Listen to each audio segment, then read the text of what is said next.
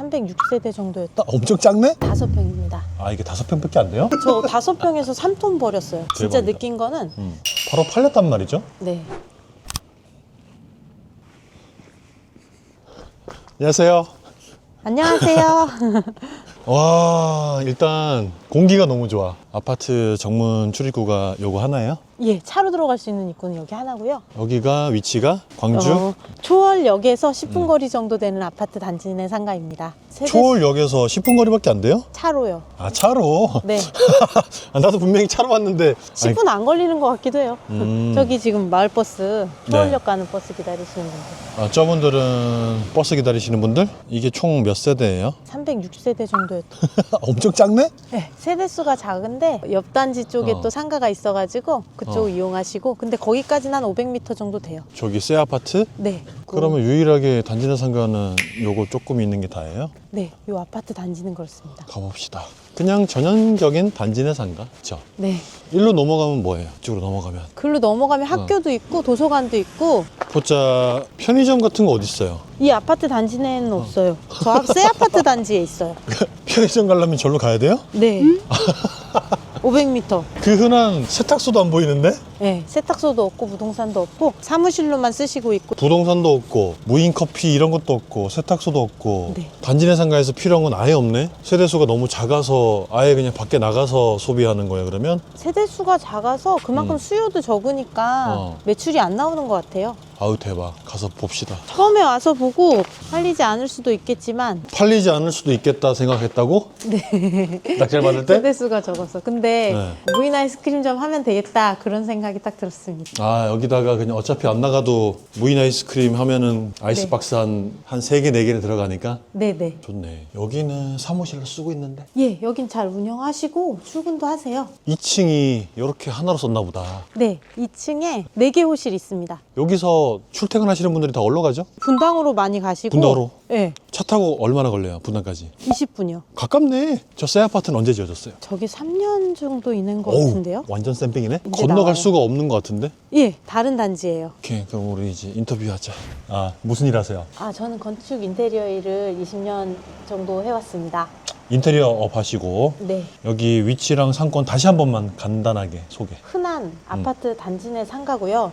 근데 세대수가 작아서 360세대여가지고 수요가 많지 않아서 상가가 활성화되지 않았습니다. 입지는 광주의 초월역 인근에 차로 10분 정도 거리에 있는 아파트입니다. 층수는 낙찰받은 호실의 층수는 1층이요. 그리고 전용으로 몇 평짜리 받은 거죠? 5평입니다. 아, 이게 5평밖에 안 돼요? 네, 5평이고, 커 보이긴 한다. 네, 공금도 전용도 다 5평입니다. 공급이랑 전용이랑 똑같다고? 네.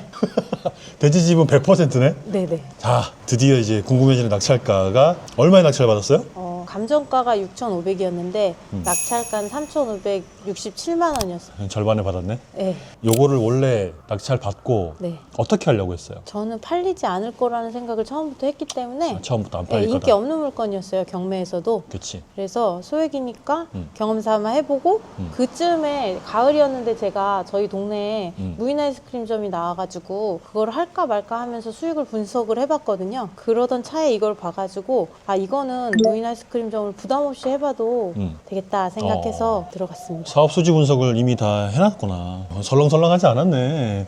설렁설렁해요. 난 설렁설렁하지 않았거든. 아니네, 다행이다. 근데 이게 낙찰 받고 바로 팔렸단 말이죠? 네. 낙찰 받은 날짜가 몇 낙찰은 월달이었죠? 9월 23일이고요. 잔금을 11월 5일인가 6일에 했거든요. 셀프 등기하고. 아, 셀프 등기까지. 네, 그 하루 이틀 걸렸어요. 뭐 등기도 대출을 안 받으면 어렵지 않기 때문에 맞아. 그렇게 하고 더 미룰 수 없다 해가지고 바로 폐기물을 버리고. 근데 제가 이제 인테리어 하니까 로망이 있었어요. 직접? 하얗고 까맣게 그렇지. 하겠다. 좁지만 넓어 보이게 하겠다. 나도 막 그거 기대했었어, 그런 생각을 사실. 막 하고 있었는데. 인테리어를 하니까 네. 나도 기대했었어. 이건 뭐 깔끔하면 끝나지 뭐 이런 그치. 생각을 막 맞아, 하고 맞아. 있었는데 아 근데 이제 겨울에 한번 팔아보고 안 되면 2월에 준비해서 3월에 가게를 열어야지 하고 생각했어요. 겨울에는 잘 안 되잖아요. 맞아. 계획이 너무 완벽하네. 인근 부동산에 문의를 아예 안 했거든요. 그래서 그냥 당근 부동산에 올려서 수요를 보자 했는데 조회수가 많이 터진 거죠. 임대가는 알아봤어요. 임대가는 알아봤어요? 네, 500에 45에 빼줄 수 있다는 얘기는 들었어요. 그게 상태가 깔끔하면? 네, 여기가 원래 식당이었어가지고 그런 배달 식당으로 괜찮대요. 아, 배달 주차가 자리도? 괜찮으니까 그렇지. 바로바로 픽업 수집할 수 있어서 오토바이 자리도 되고. 네, 바로 옆에는 커피 관련돼서 택배 보내시는 사무실이거든요. 그래서 그런 사무실 수요도 있었고 뭐야 설렁설렁 조사하지 않았네. 상남자님은 부동산 가능할 거다 얘기해 주셨고 그래서 500에 40 정도는 받을 수 있다는 거 알고 있습니다. 아, 계획이 확실한데? 네, 그래서 이제 실투자금 회수하면 500에 40 세팅으로 해야지 하고 생각했어요. 와, 박수. 아닙니다. 얘기를 들으니까 되게 잘했네. 나는 그냥 별 생각 없이 그냥 싸니까 한 줄 알았어요. 생각은 무조건 다 해보았죠. 상상은 다 해놨네. 네. 바로 팔렸단 말이죠. 네. 중개소를 통한 것도 아닌 예. 것 같고 예. 그냥 당근에 올렸는데 조회수가 갑자기 쭉 폭발해가지고 네. 문의가 왔어. 문의 몇 통 받았어요? 문의는 한 20건 이상 있었어요. 20몇 건이었어요. 진짜로? 네. 그냥 단순 문의도 있었고 와보셨다는 분들도 그중에 10분 정도 계셨고 그렇죠. 생각보다 수요가 많죠. 수요가 엄청 많네. 저도 수요가 이렇게 많을 난 줄 너무 깜짝 놀라. 나 지금 얘기를 이렇게 들으면서 너무 깜짝 놀랐네. 소액으로 다들 못한다고 생각을 하고 그리고 상가는 안 팔린다고 생각하는 게 대부분이어서 그렇죠. 팔린 와. 거는 저도 의외였어요. 아무래도 주거용처럼 저렴하다고 팔리진 않으니까 확실히 수요가 있어야 팔리잖아요. 네. 근데 이거는 대박인데 작아서 그런 게 아니라 네. 그냥 수요와 그 입지랑 관심은. 그 수요 자체도 되게 훌륭한 것 같고 단지 내 배우 세대 숫자만 적은 것 뿐이지 사실 차 타거나 아까 배달 얘기도 하셨지만 인근의 사무실 자리도 마땅치도 않고 네. 교통도 편리한 위치에다가 완벽하네. 분당까지 20분에다가 너무 놀랐어요. 눈으로 봤을 때는 이걸 해야 되나? 막 거미줄 봐봐. 막 CCTV에 거미줄 막 껴있고 지금 난리가 났거든. 네, 쓰레기 많이 치웠어요. 이게 치운 거예요? 네네. 저 5병에서 3톤 버렸어요. 진짜 대박이다. 느낀 거는 저는 이렇게 묶여있는 물건들 있잖아요. 폐기물이 가득 차서 사람들이 엄두 내지 않거나 근데 썬팅으로 꽉 차 있었기 때문에 안에 뭐가 있는지도 볼 수 없거나 아예 못 봤었어요? 예, 들어가 본 거는 이제 금액 내고 나서고 그런 것들은 사람들이 엄두를 안 내잖아요. 이걸로 어떻게 해? 맞아 그러잖아요. 다 그렇지. 근데 권리상에도 제가 7줄인가 지웠거든요. 그런 거를 정리하고 또 청소해서 쓸 수 있게 정리하고 그런 것만으로도 수요가 그렇게 많았다는 거를 깨닫게 되었어요. 인사이트가 넘쳐 흐르네. 이거 첫 물건이에요? 상가가?